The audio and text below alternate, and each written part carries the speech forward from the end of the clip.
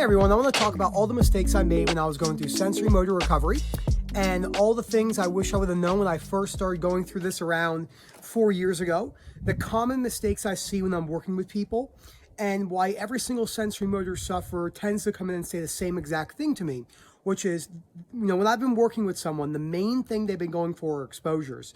But when you look at all the different subcategories of fear with OCD, if you look at, say, a harm OCD or maybe a magical thinking OCD where there's a lot of rituals, sensorimotor OCD has the least exposures necessary when it comes to the recovery process.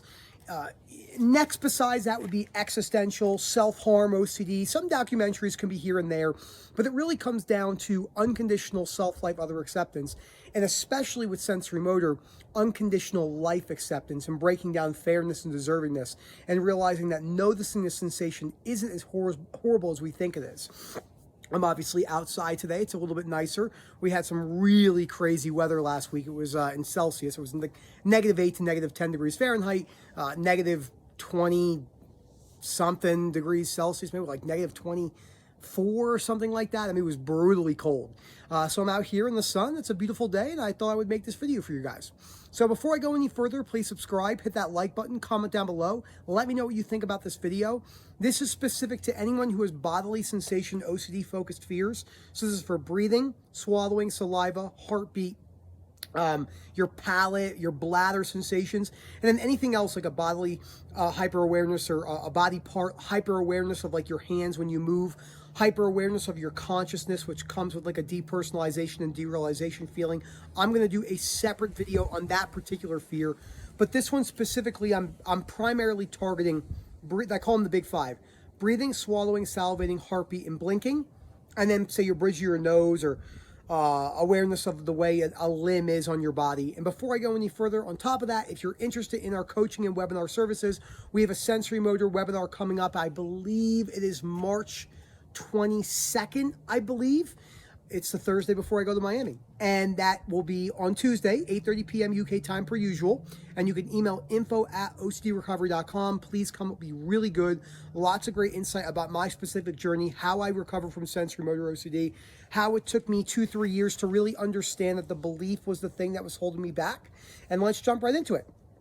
So the biggest mistake I see when people are going through sensorimotor recovery is putting too much emphasis on the sensation itself. Now, and let's say you have swallowing or saliva OCD, which was my primary one, but I had all of them at some point. But those are the two that stuck the hardest for me. I focused heavily on those sensations, which is an understandable response, but it didn't get underneath the actual core fear, which was this: noticing any sensation for the remainder of my life is horrible, and I shouldn't have to notice this for the remainder of my life. That was the primary driver of mine and all sensorimotor OCD lives. It's all fear, and then inside that category, you have the fear of not being able to concentrate, the fear of not being able to live the life you think you deserve, the fear of not being able to spend time with your family. I've talked to people, mothers who have sensorimotor OCD, who put off having children because they think, hey, I don't want to have children right now. What if I can't concentrate? What if I'm not going to be able to focus with them? And then that leads into that compulsive cycle of avoidance. And this is a big mistake I see quite often. The second mistake I see, and the biggest one that I made, because you look at all these other fears, you look at like contamination OCD, and trust me, you could do all the exposures you want to do with contamination OCD, and they really can target the fear. But if you don't get underneath the fear of, per se, contaminating your daughter or loved one and killing them, you're not going to be able to recover just from exposures in of themselves. Unconditional self-life, other acceptance is usually the missing key, and all OCD fears. It is the primary thing when it comes to sensorimotor. So if you're watching this and you have sensorimotor, I can almost take an absolute guess, if you've worked with other people, of what you've done incorrectly. And that looks like this. You've gone in, they were told you that exposures, ERP, was the gold standard for OCD recovery, which is an understandable statement, but is highly outdated and completely a myth.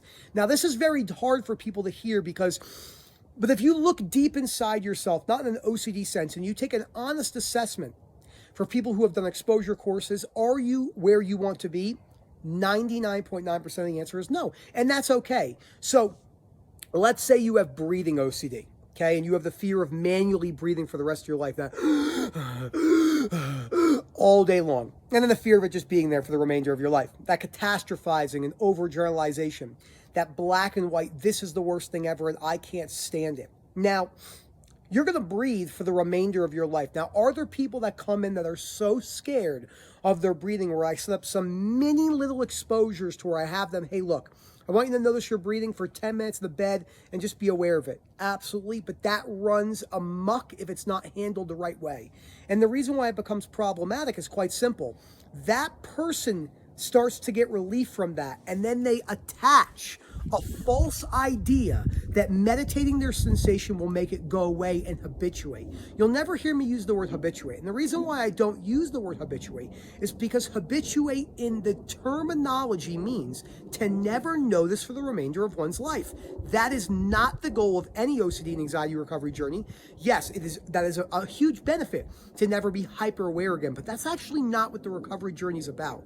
The recovery journey is about bringing down that black and white catastrophizing surrounding your different fears. Breathing specific in this example, saying, look, noticing my breathing all day long is very unfortunate. But as there is no universal principle stating that I must not notice my breathing all day, the best thing I can do is learn to become comfortable with it and decreasing all the avoidance behaviors. Now, a lot of people ask me stuff along the lines of, can you recover from this on your own? Sure. I don't see why not. It's just very difficult because when I'm talking to someone, in these videos, there's no uniqueness. There's no individuality to their particular case. Every single person that comes in is like a new case. Think about law. 20 DUI, driving under the influence cases, will all look different for different reasons. 50 murder cases, it's called due process, will look different. Saying like, oh, that should have been handled like this case. It's not how law works.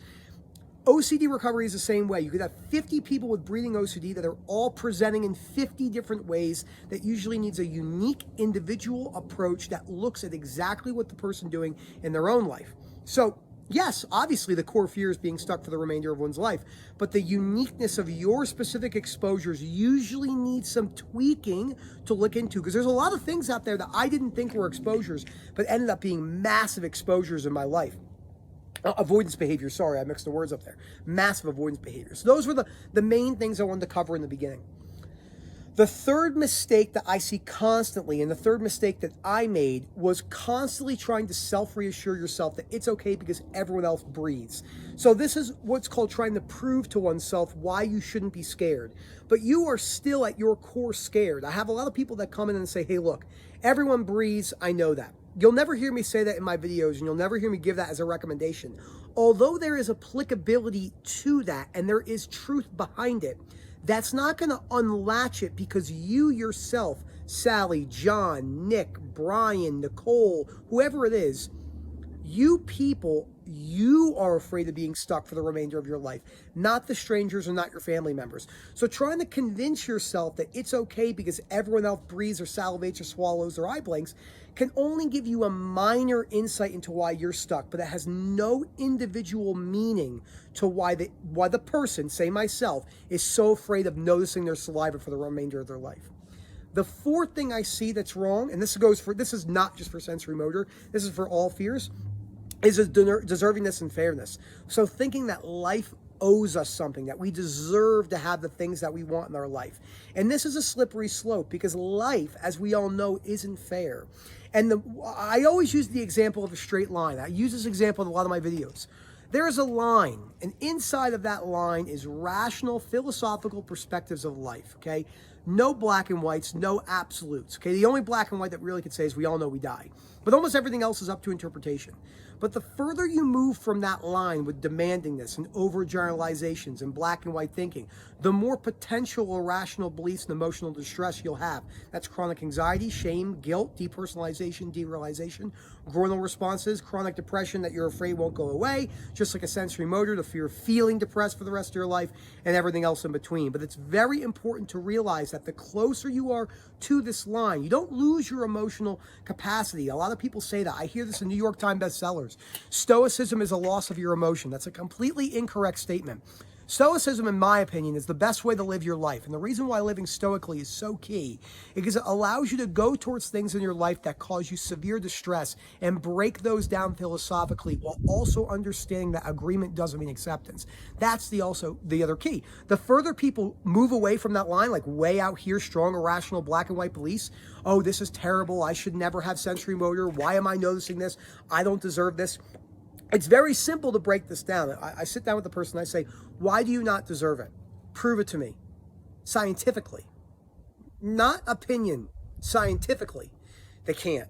It's okay. That's okay. It's hard to hear that. Here's another thing too. You look at things like, this is a really unfortunate thing. 20% of OCD people will recover, and 80% of people will need treatment for the remainder of their lives. Not true. Not if the person puts the work in. I see this all the time in the literature and different things. It's very hard to conceptualize sensory motor OCD when one hasn't experienced it. The reason why contamination OCD and harm OCD and magical thinking OCD are a little bit easier to treat without the practical experience side is because you can see and say, okay, this person is not exposing themselves to this. This is what they do. But when someone is sensory motor and there's not a lot of outward compulsive behaviors, people think, what do I do? Okay, well, I'll just tell them to not ruminate. Well, that doesn't work because they're so scared of noticing their breathing, swallowing, saliva, and all that for the remainder of their life. So I hope you guys enjoyed this video. Just to do a recap, exposures have little importance with sensory motor, but can be done in the beginning. But in the grand scheme of things, they're like 5% in an ocean of what really matters. The belief, the conditional life acceptance, being stuck for the remainder of one's life and it being so terrible is really what's driving that cycle. Okay. Number 3, not a lot of people are going to understand sensory motor OCD because it doesn't operate like other fears. Yes, it's a fear cycle. OCD is OCD is OCD. But the context of this particular fear is not like other type of fears. It doesn't mean it's harder to recover from. People who have POCD definitely think it's the hardest to recover from because of the societal beliefs, the way we view things in westernized cultures and stuff like that, where sensory motor is something where people are just, I hear it, just don't think about your breathing, or everyone breathes, it's okay. That's trying to prove to yourself that's not going to work. And that leads me into the 4th summary. Self-reassuring statements usually don't give us the relief we're looking for. When I say usually, I mean 99.9% of the time, and that's okay. So go back and watch this video a couple times non-compulsively over the next couple months if you have sensory motor. If you want to come in for coaching, I would love to talk to you and help you. I think last year I spoke to 60 to 80 different sensory motor sufferers, all who had unique stories, but all were the same thing. Hey, I feel hopeless. They told me exposures were the only way and this and that. And it's just not the truth. And it's okay. It's not easy to understand. Again, that's info@ocdrecovery.com. Look for that webinar. Ask for it in the email. It's in the second to last week of March, which will be a lot of fun. Again, I'm going to go through my story. I'm going to do a huge questions and answers and hopefully hear from you soon. And write in the comments down below maybe things you want to ask me. I go through and answer everything. Have a good one, everyone.